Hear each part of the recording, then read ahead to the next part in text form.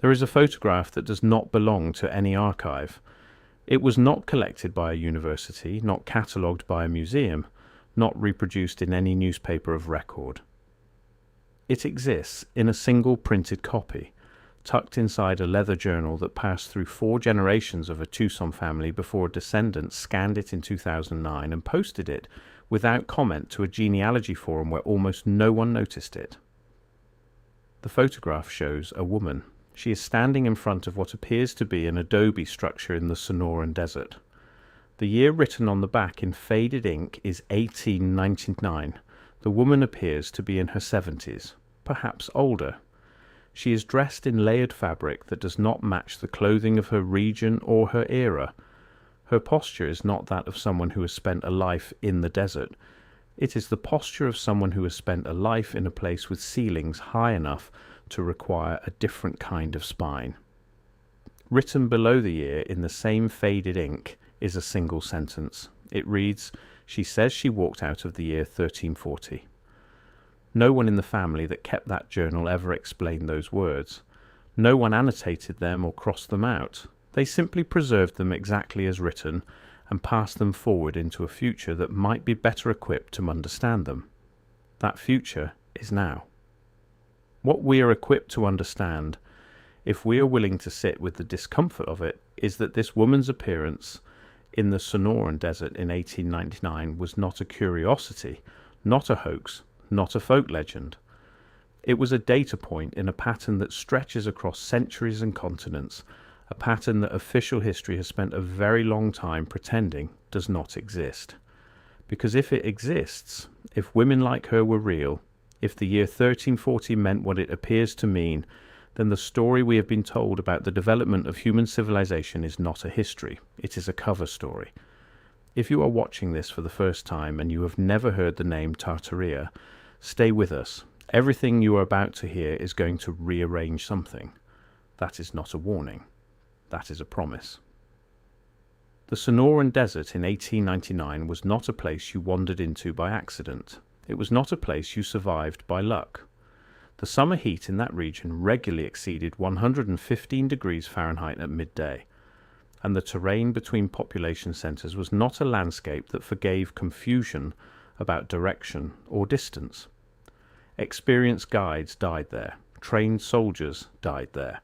People who had lived in the region for generations died there if they misjudged a water source by half a day's walk. The desert did not care about your credentials. It cared only about your preparation, which is why the account preserved in that leather journal is so difficult to explain away. The woman who appeared at the edge of a small homestead outside what is now Ajo, Arizona, on a July afternoon in 1899 was not prepared. She carried no water vessel. She wore no hat. She had no provisions, no horse, no cart, no companion. She walked out of the open desert at high noon from the direction of true south, the direction from which no settlement existed for over 60 miles, and she was not dying. She was not even distressed the way a person lost in that heat would be distressed. She was walking steadily, upright.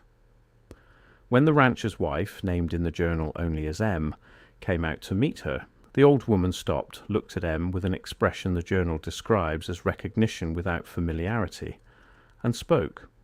She spoke in a language M did not know. M grew up in that region and spoke English, Spanish, and enough indigenous languages to navigate trade and conversation. She did not recognize what this woman was speaking, and yet the journal records she understood the meaning of it, not the words, the meaning. As if the language operated below vocabulary and grammar at the level of intent and image.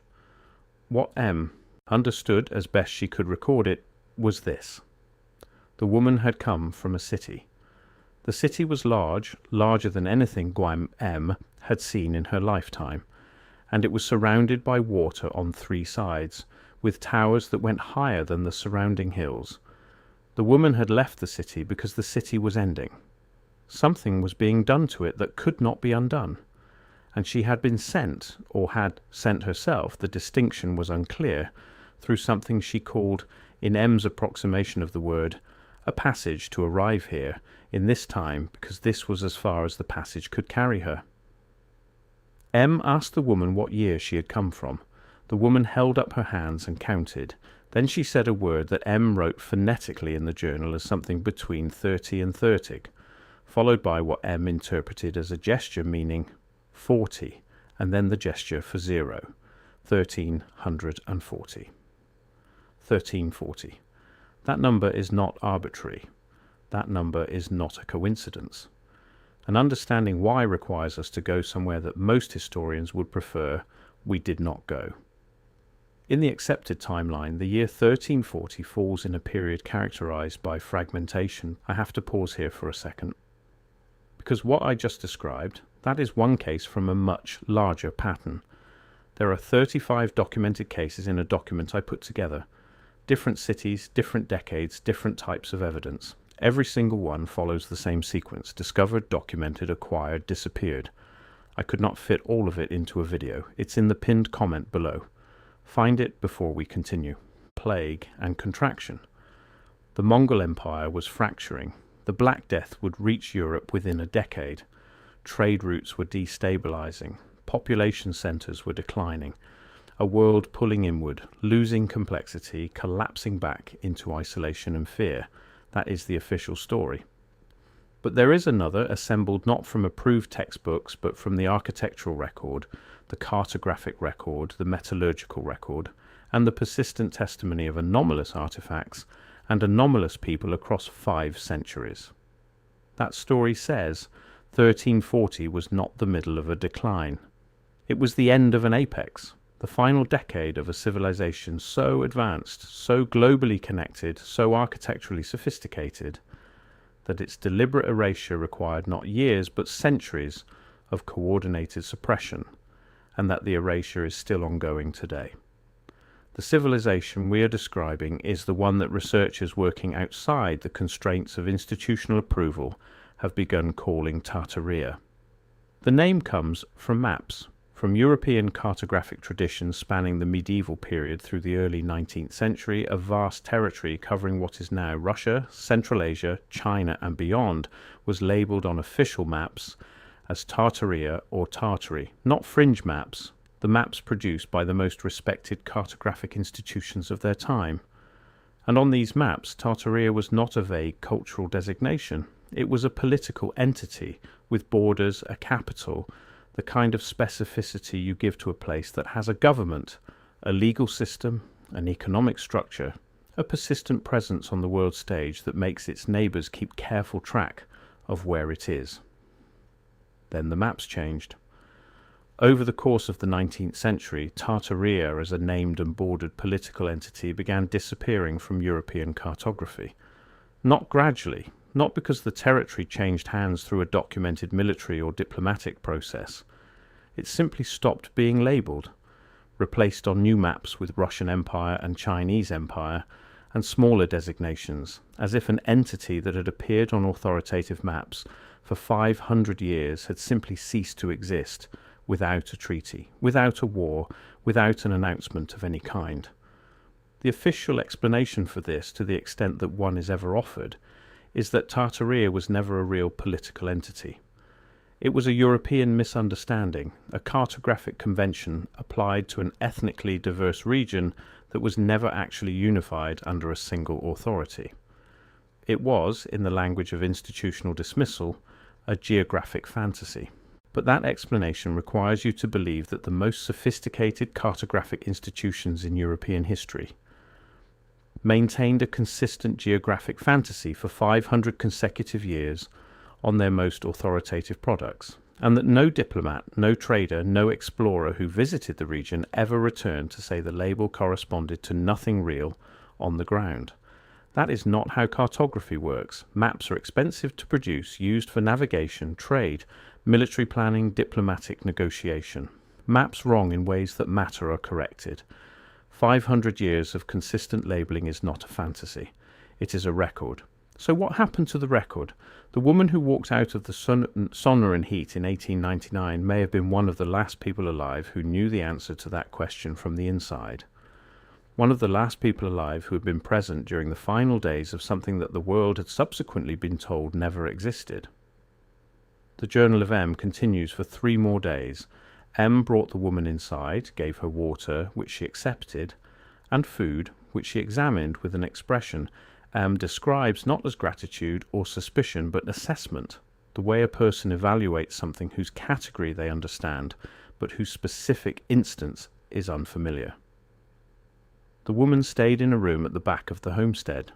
Each evening, E.M. sat with her, and the two communicated in a way the journal struggles to name, not through shared language, not through gesture alone, but through something M.M. keeps returning to as pictures that arrived whole.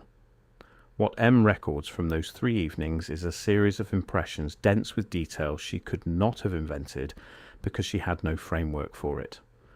Descriptions of construction involving materials she calls fired stone, smoother than any brick she had touched, interlocking without mortar, drawn in a journal margin cross-section that matches megalithic construction patterns found on multiple continents.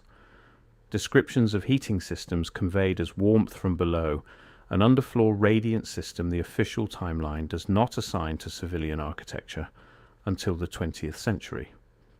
Descriptions of a communication system she cannot name but characterizes as voice over distance through materials inside the walls, a description that in 1899 should have been impossible for a woman in rural Arizona to have received from any 1899 source, and there are descriptions of what the woman said was being done to her city, to her world.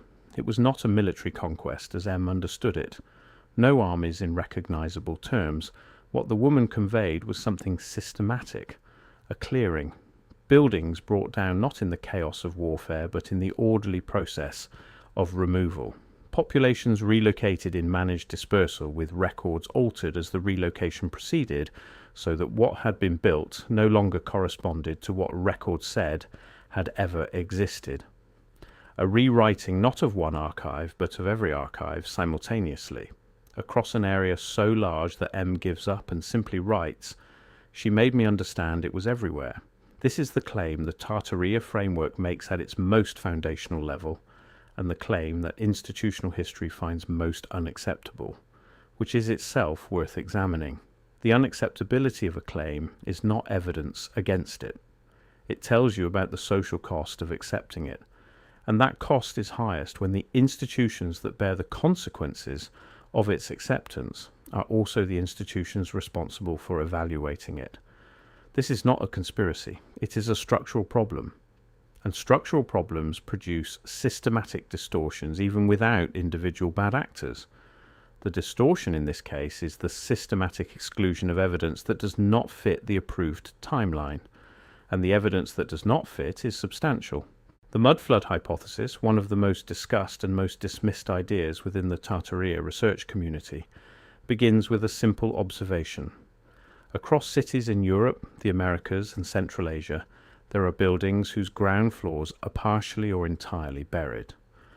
Windows that should be at first floor height begin at ground level or below it. Doors that should be accessible entrances are subterranean.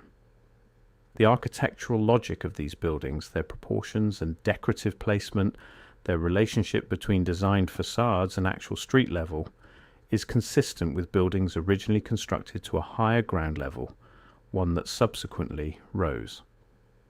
The official explanation is that cities naturally accumulate sediment over centuries. This is true, but it does not happen uniformly across dozens of cities in different climate zones on different continents over a few decades.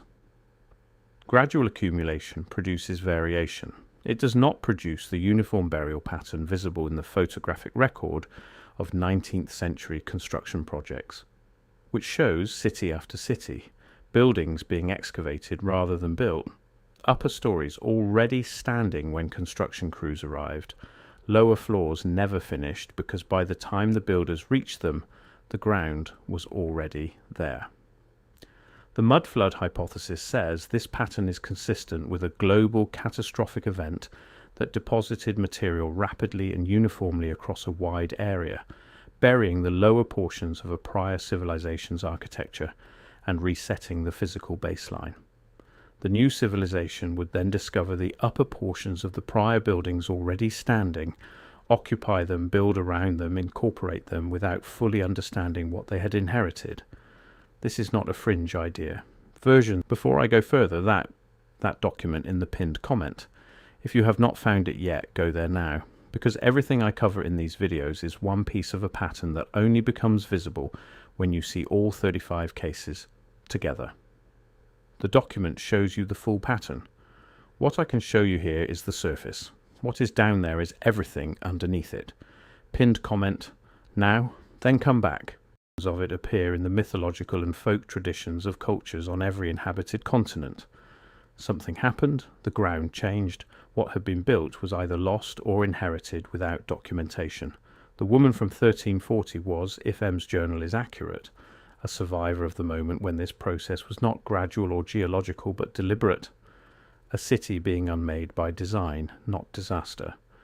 The distinction is critical. A disaster leaves forensic evidence of its cause.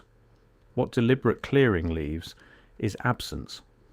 Buildings without records, architecture without attribution, the evidence of an advanced civilization scattered across a landscape whose official inhabitants have been told they built it themselves, starting from nothing only a few hundred years ago. Consider the buildings that this narrative asks us to accept were built by early colonial settlers in North America. State capitals, courthouses, train stations erected across the continent in the 19th century with a speed, scale and technical sophistication that documented labor forces cannot account for. The Oregon State Capitol, the Allegheny County Courthouse, Union Station in Washington.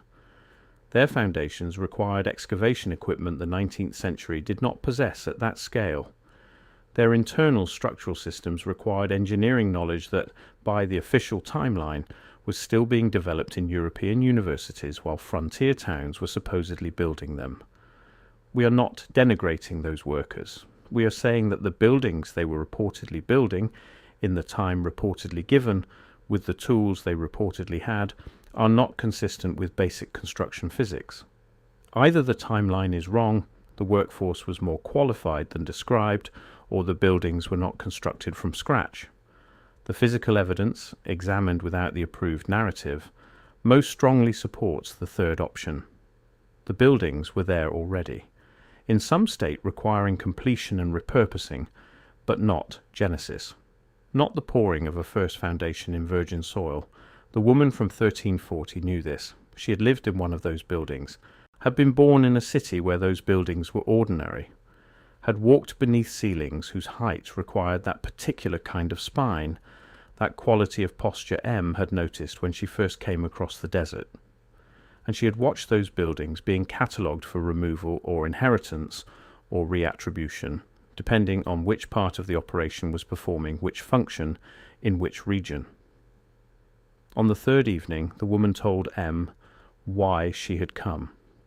Not why she had come to M's homestead specifically, why she had come through the passage at all, why she had chosen to arrive in this time rather than another. She had come because the clearing was not finished. She had come because the process that had begun in 1340, the systematic replacement of one civilization's record with another civilization's origin story, was approaching a phase in which the physical evidence would become too sparse to be recoverable. The buildings were being demolished or buried or incorporated. The documents were being replaced or destroyed or misdated. The people who remembered were dying, or had been relocated far enough from everything they knew that their memories no longer had reference points. And she had come to leave something.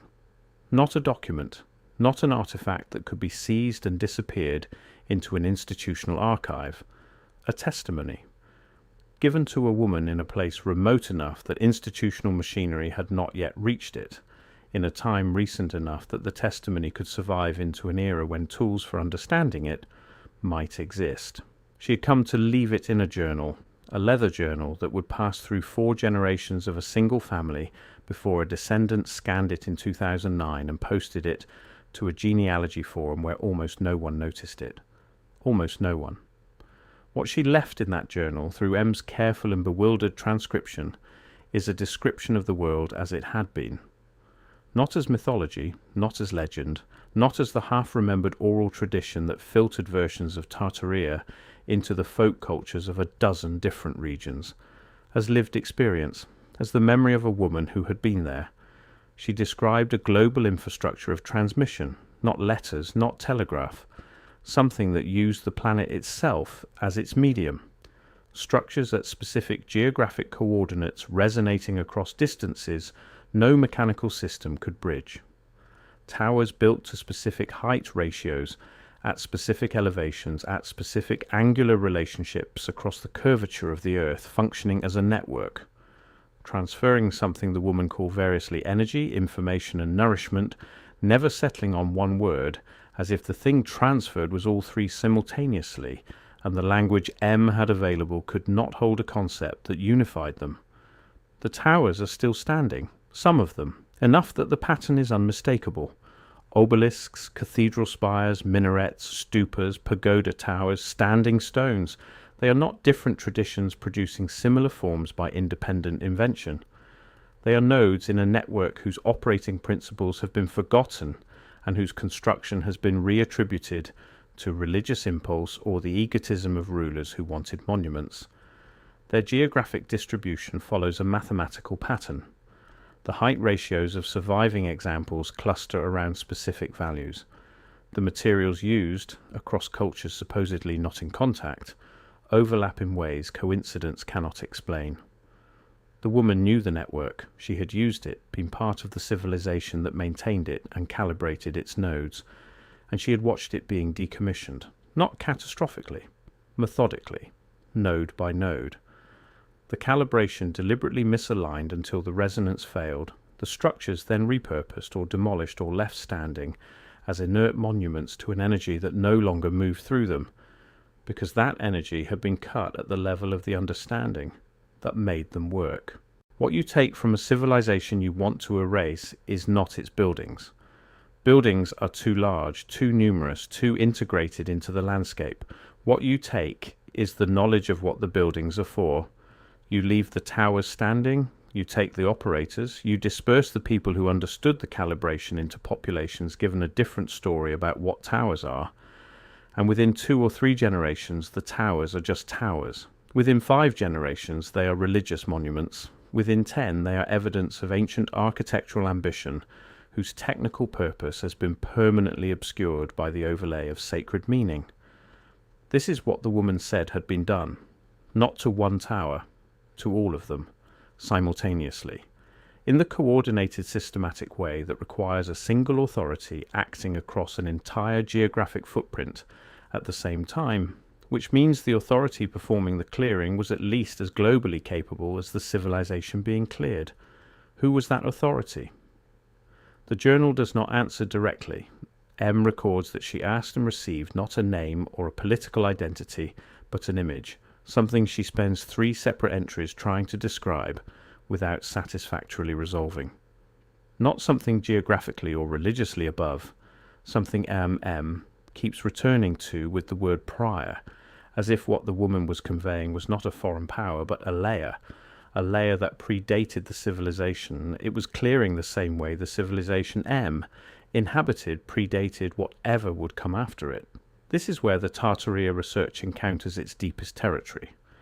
Evidence for a prior civilization, one not prior to Tartaria but prior to everything, is older than the Tartaria evidence and considerably harder to explain away. Göbekli Tepe in what is now Turkey, dated to approximately 12,000 years before the present, is constructed with sophistication that requires builders whose technical knowledge should not yet exist according to the approved timeline. The precision stonework of the Peruvian highlands, cut to tolerances modern machinery struggles to replicate, with joints designed to absorb seismic movement, predates its officially attributed cultures by margins the dating evidence consistently confirms. The underground cities of Cappadocia, carved to depths requiring both engineering mastery and compelling existential motivation, are officially attributed to populations that no other evidence suggests were capable of producing them. These are not isolated anomalies. Anomalies are rare. What the physical record contains, examined without the constraint of the approved timeline, is a systematic pattern demonstrating that whatever preceded what we call ancient civilization was technically superior and operating at a global scale simultaneously. The question is no longer whether this civilization existed. The evidence is too extensive for reasonable denial. The question is what happened to it, and the answers the evidence points toward are not answers that institutional history is in any position to accept. The woman from 1340 had inherited an answer, a tradition within her civilization that accounted for the layer below it the same way she was accounting for the clearing of her civilization for M. Something prior had not been destroyed. It had contracted, withdrawn, not because it had been defeated, but because the time for its direct expression had passed and a different expression was required, one operating at a remove, working through the civilizations that came after it rather than alongside them. The clearing was not an attack from outside the human story. It was a management decision from inside a story much longer than the one we have been given. This is a difficult concept. M returns to it multiple times, never finding adequate language. She compares it to the way a rancher manages grazing land, sections rested while others are active, the movement appearing as chaos to a single cow but legible as strategy from the high vantage point. She compares it to the way her mother managed a complicated household, deploying attention to different rooms at different times, leaving certain things apparently unattended, while monitoring them at a frequency too low to detect. Neither analogy satisfies her, but both point toward the same structure, a pattern visible only from a remove we do not currently occupy. On the morning of the fourth day, the woman was gone. M does not record this with distress. She woke at the usual hour and found the back room empty, bedding folded with a precision and geometry she found herself unable to replicate when she tried. She went outside and looked south, still 60 miles from any settlement that could have produced that woman. Nothing in the desert, only the heat already building, the light flat across the scrub, the silence the Sonoran Desert produces before the insects begin. The woman was gone the way she had arrived, without a mechanism M could identify, without a process she could document. What M could record was what remained in her. She writes that something had been opened that she had not known was closed. She does not mean this religiously. She explicitly notes it is not a spiritual experience in any way she has language for. It is more like a correction. A map adjusted to account for territory the previous version had left blank. She had more information than before the woman arrived, not facts she could enumerate, not knowledge transferable through speech or writing, but a calibration. The sense of occupying a timeline longer and more purposeful than the one she had been living inside for 40 years, on a ranch in the Arizona desert. She ends the entries about the woman with a single paragraph left unexamined for over a century in a journal that sat in boxes and attics, waiting. She told me that I would not understand everything she gave me and that this was intended. She told me that understanding was not the purpose. The purpose was keeping. She told me there would come a time when the kept thing would be needed, that the person who needed it would find it, and that her own journey would be finished only when that happened. I do not know if I have kept it well. I have written what I could and left out what I could not find words for, and I hope that is enough. I think it is enough. She looked at me on the last evening the way you look at something you trust, and I have not been looked at that way since my mother died, and I will not forget it. The scan that a descendant posted to a genealogy forum in 2009 is not the end of this story.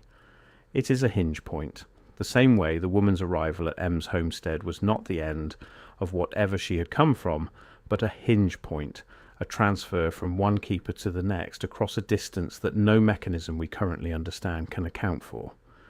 Because M was right, the thing she kept is needed. The pattern she recorded imperfectly in a language too small for the information it carried is part of a larger pattern. Researchers outside the institutional framework have been assembling for decades, from cartographic archives, metallurgical analyses, photographic records of buried construction, and the collective testimony of anomalous events that official history consistently categorizes as folklore or fraud. When you assemble enough pieces of a pattern, you stop arguing about whether it exists. You start asking what it is pointing at. The pattern is pointing at a transition, not one that is coming, one that is occurring. The same coordinated process M's visitor described as the clearing of her civilization was, according to everything the evidence suggests, not a single event but a phased process.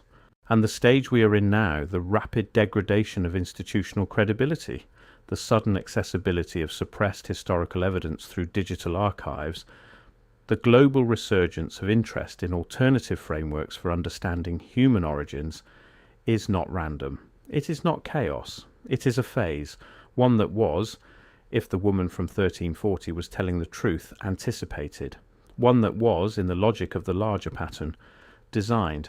You do not need to accept all of this. You are being asked to notice that the evidence exists, that the buildings are too old for their attributed builders, that the maps name a civilization 500 years of cartography cannot have invented, that a woman walked out of the Sonoran Desert at noon in 1899 in heat that kills without preparation, showing none of the signs of distress, and said she came from a city that was being unmade, and named the year 1340, and that nothing she described to a rancher's wife in rural Arizona resembles the mythology or folklore of the region, while everything she described resembles the emerging physical evidence for a global civilization whose erasure, if you follow the evidence, is still ongoing. The passage, if that is what it was, brought her here, into this story, into this moment, into the care of a woman careful enough to write it down and leave it for a future that turned out to be us. We are the future M was keeping it for.